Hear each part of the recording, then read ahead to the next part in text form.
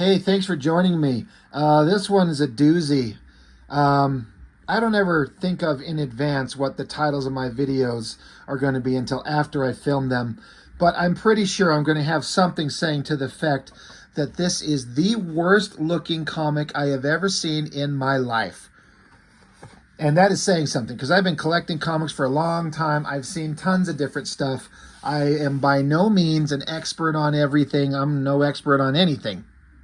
But especially in the world of comics that I base my whole channel on and talking about them, I have some, knowledge, but I have seen some of the worst art that you could kind of imagine. We've certainly seen some horrible storytelling, some terrible ideas. I remember thinking back in my mind after going through this, what is the comic series that I've hated on the most? And to my memory, might be surprising to some of you because, I rail on Rob Liefeld stuff a lot and the books from his studio, but I can at least find something redeemable about every one of those. But when I think about what's the worst thing that I've reviewed that I just absolutely hated and could not stand, I have to go back to The Curse of Spawn. And not because of the art, because the ones that I've looked at were Dwayne Turner, and I did pick up a collected edition that was a bunch of black and white artwork. And although Dwayne Turner's artwork in those books, that black and white kind of, it's tried to be dark and gothic and scary and oh so serious, but also has a cartoony look to it. I don't think the balance was met that they were going for. But the artwork was competent and clean and sharp, and the inking in that book was amazing. But the stories, I can't remember the name of the writer that McFarlane handed off to write those god-awful Curse of Spawn comics. And I remember going hard on it as just like, this is the worst, stupidest, most childish shit I've ever read. And this wins that battle now. Though it's not the story that's god-fucking awful. It's the quote-unquote art. I remember being younger and seeing ads for this thing all over the place. And just thinking how that looks terrible. There's no way there's anything interesting about this. There's nothing interesting going on here. And then I never saw it anywhere. Well, on that Facebook page where I happen to find books all the time, somebody had a copy for, I don't know, $2 I think I paid for this. I'm like, I got to see it. I got a channel. I have a reason to pick it up. Some people have been rightfully making fun of me for intentionally seeking out books I know are garbage for the channel, but it's all about content creation, right? This thing is worse than I even imagined it. And so I want to, before I start railing on this and we get into it, I like to make sure I say, I know nothing about the creative team. There are some names in there. There's one name that sounded vaguely familiar, but everyone else involved, I have no idea who they are. I have no idea what their intentions are, what their goals were, what their values are, what their history in comics are. I have no idea. So everything that I can say is pure guesswork and conjecture on my part. I can only judge the work based on what I'm seeing, and everything I see in here looks like a soulless, mindless, god-awful mess that feels like, one, they're trying to, the whole thing is based on the premise that this is the first all-digital comic. As if that's something, like it is a landmark, right? This is the first one created, according to them. So yes, it is a landmark, but when you make it so horrible, it's just so ugly and so lifeless and soulless and meaningless. Do you want that to be your legacy? It's like they needed to hire an actual creative person to show them like, this shit sucks. And if you're going to publish it, let me show you composition. Let me show you storytelling. Let me show you drama.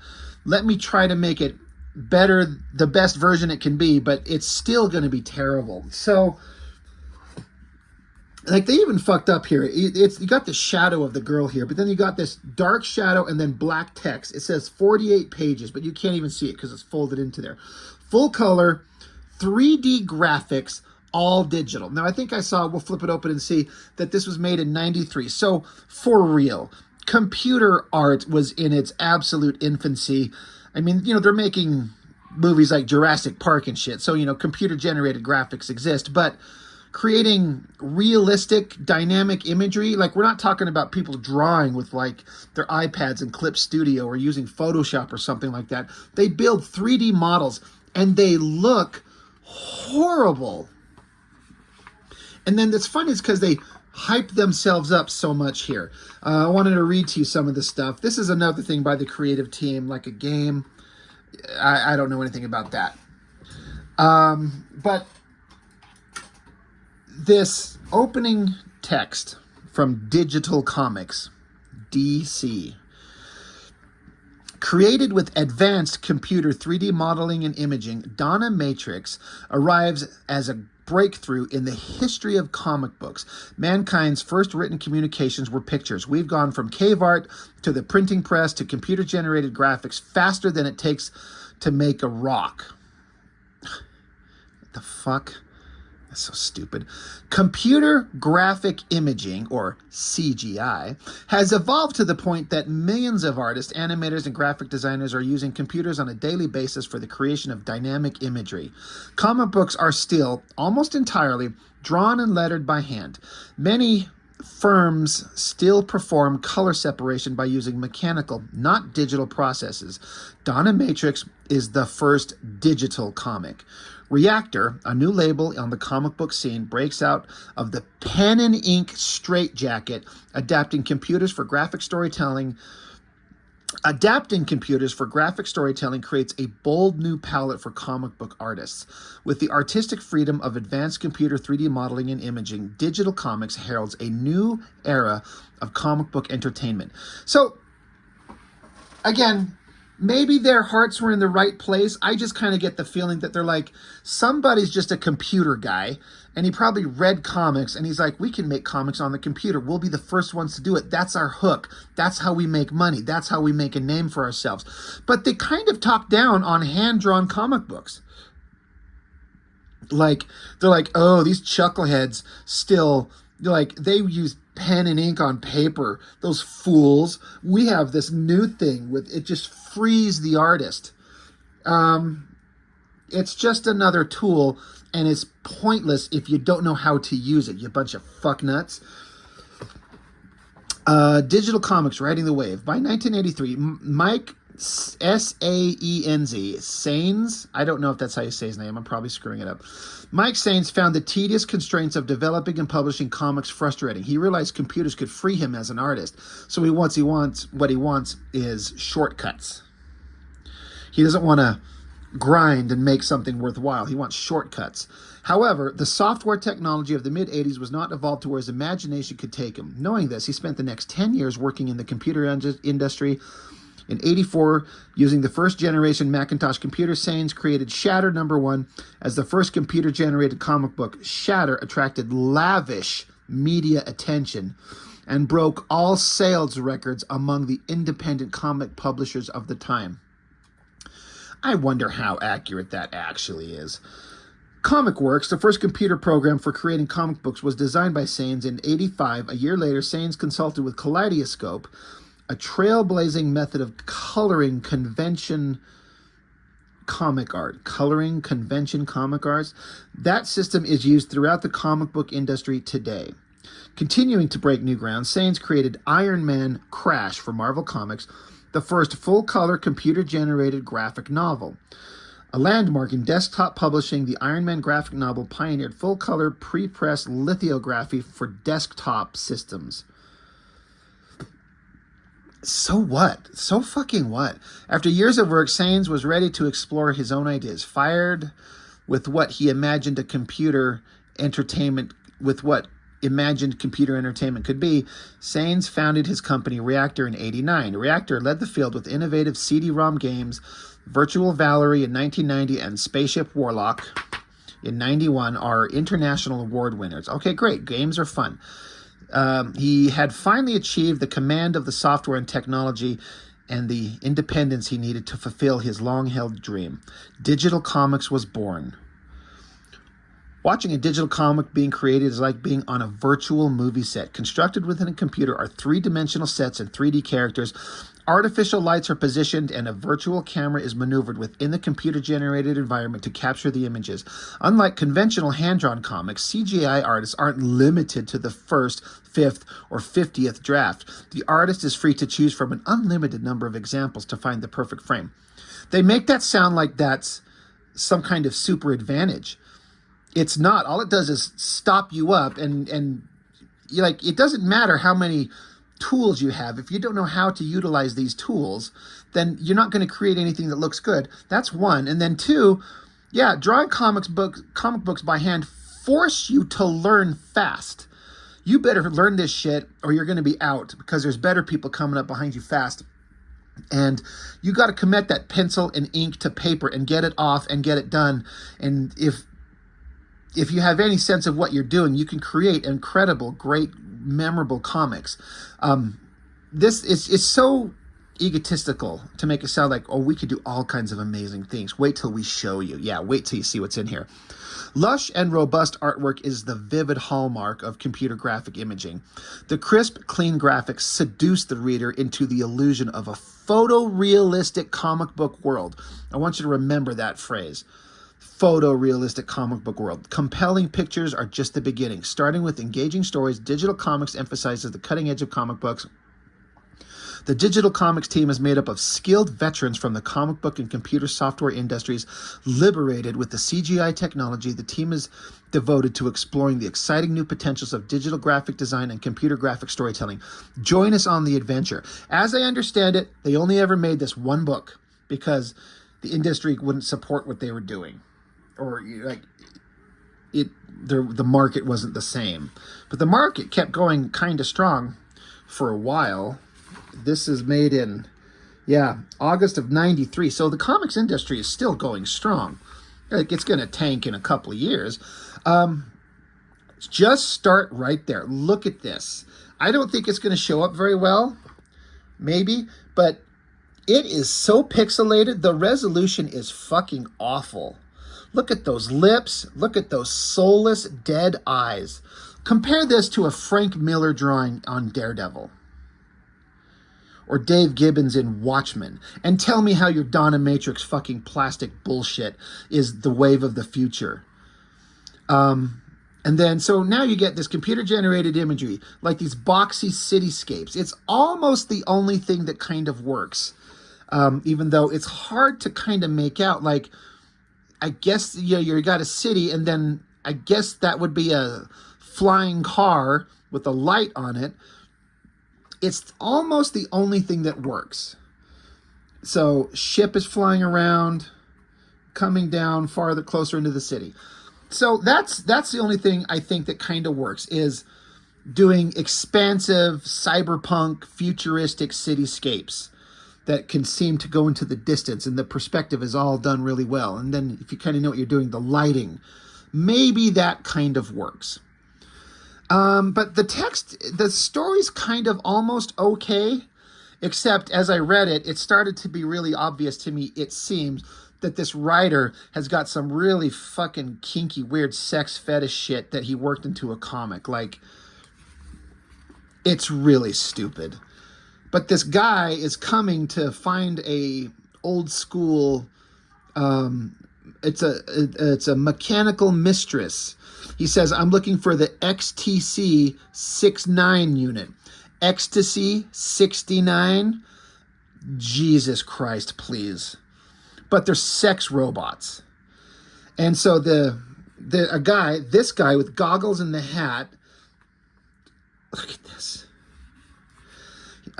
He's looking to buy, and Guy is looking to sell. He's like, the XTCs are built like trucks. If you ask me, they're not very responsive. They're made for heavy duty. We usually rent them out to fraternities, athletic teams. So they're basically saying, we build a line of robotic sex fuck toys. And this Ecstasy 69 because we all know 69, right? They're built really sturdy because they rent them out to fraternities and athletic teams so they can all like gangbang the fucking hell out of a sex robot. It's already kind of childish and disgusting. Like, I'm fine with sex stuff in comics. It's really fine. But this seems so childish already. And then look at this soulless, dead, plastic bullshit art. The nose and the mouth, that's supposed to be a human. Look at these flat, forward-facing, stiff images. It's just awful. And then why is she standing here holding her titties? They're like, the entire Ecstasy line was discontinued. All I have are last year's models. This is an Ecstasy 69 right here. I'll boot it up for you. And they're like, there. And so now it's dead Barbie-like face. Its eyes open up. And so now the buyer is asking the seller, he's like, the seller's like, your basic Sexpert operating system is included. Special performance modules are extra. It says, do you have any discipline modules? The guy says, physical punishment routines are highly illegal, sir. They're wired to reject that. So then the seller says, how about a verbal abuse module? And then the buyer's like, wrap it up. So this guy he's got some weird kinky shit going on. It's, I can't even begin to, I'm sure you can tell how disgusted and how, not disgusted, like, I don't care about it's not so much the gross sex stuff, like whatever. Again, I like sex stuff, but this feels like weird kink fetish writer stuff interjecting. I need to have a sex bot, and they talk about how fraternities bang these things. But this art, it's so low resolution. It's so soulless. I would read anything Rob Liefeld creates 1,000 times over before I ever fucking look at this comic book again. This is so dead, and the resolution is horrible. So then, cuts to much later. So now the guy who bought the thing, he's got her all dressed up, like, so now it's like some dominatrix, because obviously Donna Matrix, but some like BDSM, sadomasochistic, kinky, gross shit. Like, the guy's like, mistress, I've been such a bad boy. And she's like, speak when you are spoken to. I'm sorry, I deserve to be punished. I know. She's got his foot on his head. She says, you're scum. I shall tan your hide for insolence. He's like, yes, mistress. And she says, I wouldn't dirty my hands on you and violate the deviant robot sex act. So another guy's pissed off. He's like, oh, crap, this just won't do. I'm going to have to modify you. Look at these crappy bullshit images. And the lettering is terrible. Who the fuck did the lettering on this? Art, layout, 3D modeling, graphic design. Like, I'm no expert on lettering, but I know soulless dead lettering when I see it, because it's how I do it, because I'm no good at it. So now the guy's working on a computer, on a computer system. He's talking to one of his buddies, and they're talking about, I want to hack into this robotic fuck toy and alter its programming so it can beat the shit out of me. And the guy's like, that's super illegal. We don't do that, but yeah, I'll hook you up. So they do that. They plug into her brain. And so he basically eliminates the safety protocol so he can get his rocks off so Sex Robot can beat the shit out of him. So then, much later, now look, they're like, you know what, we don't have time to do backgrounds. We just don't. So now he's like, I've been such a bad boy. Then the robot ramps up. It says, like it cranks up. You disgust me. He's like, yes, it works. The domination routine works. Now let's see if she'll escalate to physical abuse when the commando program kicks in. So she calls him scum. He says, yes, mistress, I deserve to be punished. And so she kicks his fucking jaw, bloodies his face. And then he's like, Jesus, you almost killed me, you stupid piece of junk. Now, in this panel, you can't barely tell what's going on. And so then I guess she comes down here, grabs him, and then kills him. This is almost an okay angle on this 3D model, but it's hard to see the panel overlapping there versus there. This is not somebody who knows how to draw comics, but look at this plastic, fake, Barbie doll. Like, look at the collarbone area. Look at those giant basketballs on her chest and that arm of hers bent up. This is the worst thing I've ever seen. Again, I'm not trying to like shit on the creatives, but I am going to shit on their absolute garbage comic book. This is such junk. So now she's out running around. There's a command program that's running on her. She's looking for weapons and shit. So now she's just standing out in the dead silent street. There's no lights on in the city. It's like the power went out. It's like these idiots doing the modeling on this book forgot to think that like in a city there's lights. Buildings have lights on. There's cars. Like there's one car with one set of headlights. Where's other cars? Where's street lights that casting lights? Like they don't know what they're doing.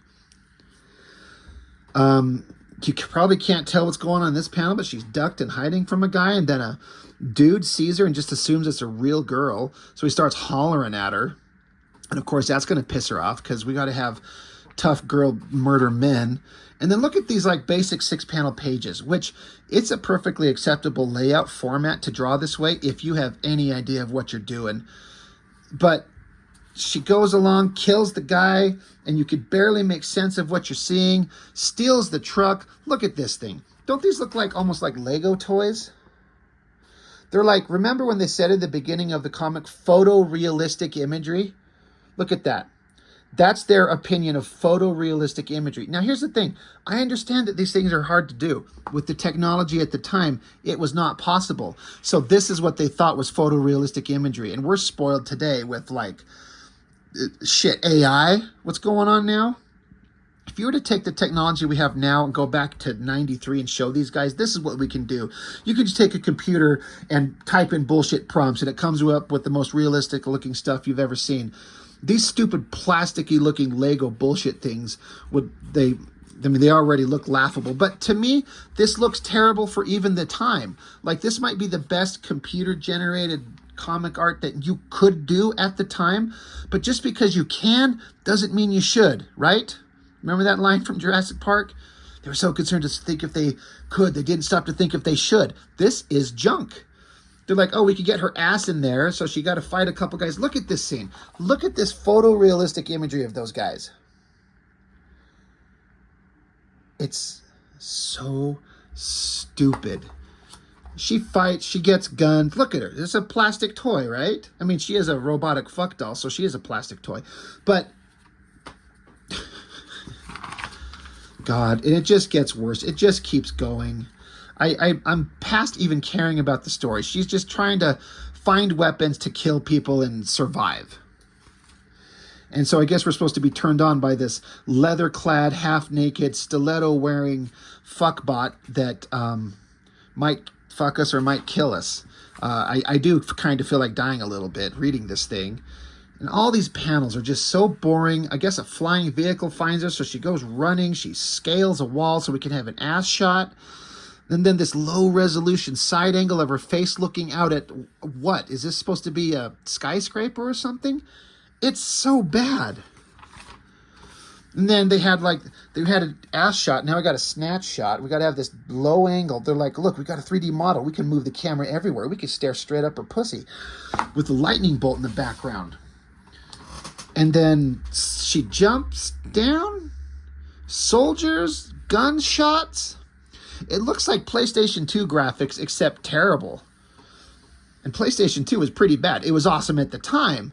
But this looks like screenshots from a video game, except, again, with no creative guiding force. Like, no artistic integrity involved. Just soulless 3D modeling. They're like, let's make a fuck robot comic book with a half-naked girl. It'll be a million seller. It'll be better than Spawn. So, look at this terrible explosion. Look at that pixely. And then, you know, gotta have the classic ass crack shot and explosion going off. And then she just kind of saunters off into the world. And this is photorealistic imagery, everybody. I can't even tell what's going on in these top panels there. That panel there, don't know. I guess it's a flying ship battle, or yeah, like this one flying vehicle chasing another flying vehicle. You can't make any sense of it. Just look at this god awful stuff. Oh, it's the worst. Then they expend a lot of time on a double page spread, and this is the best they could come up with. I go back and think of all those double page spreads I rip on Liefeld for that he throws in his books or his underling artists. But again, I'll take those a million times over this garbage. So bad. And it just keeps going. Like this vehicle chase could have been 2 or 3 pages, but it's going on for 5, 6, 7 pages. Look at these crazy, stupid colors. Like, just for giggles, I got this sitting behind me. Talk about stylized art, wild coloring. Like, let me slap something down. I'm just going to flop this open to some random page. Look at this. This is that McFarlane issue of Spider-Man that he colored. It was just so god-awful weird with his coloring. This is a 1,000 times better. It's so much... Even this Splatterhouse ad is a work of genius.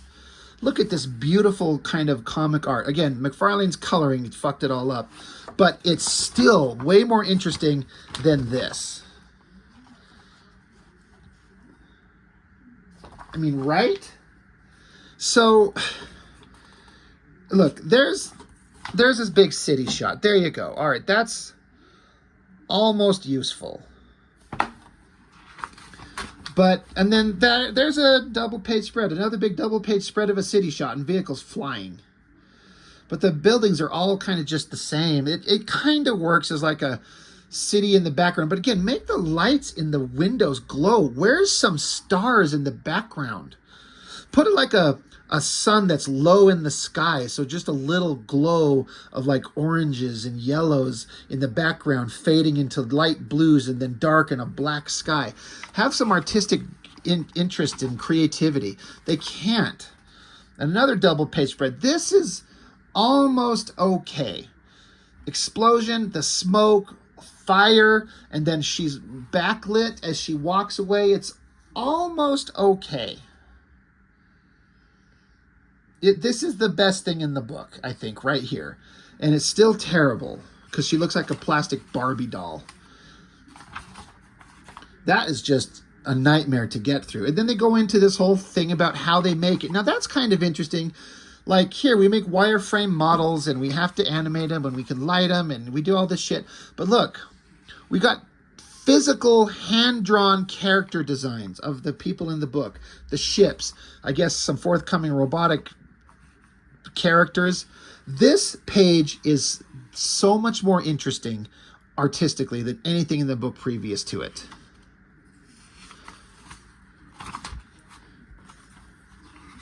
And then they just keep going into the process of making it, and then a profile on the digital comic team. So there's that Mike Saines guy, Norm Dwyer, Josh Allen. Look at these.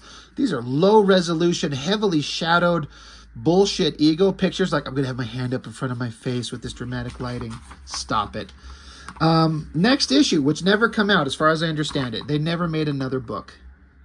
So yeah, this is absolute garbage, and I'm so glad I got to see it because it makes content for the channel so I can rag on it. This is, I don't know, what else can I say? I've already said everything. Soulless, lifeless, brain dead, not an ounce of creativity that matters. Like, it's not creativity to like be able to make wireframe models. That requires like a artistic or like a technical brain, but you need a creative storyteller to make use of the tool. But I don't know how much more they could have made this crappy, flat, plastic looking shit work. It doesn't. So they tried. We'll give them that, right? They tried and they failed, but they tried. So anyway, tell me what you think. This thing is just the worst. This is going to go up as the worst comic I've ever seen in my life.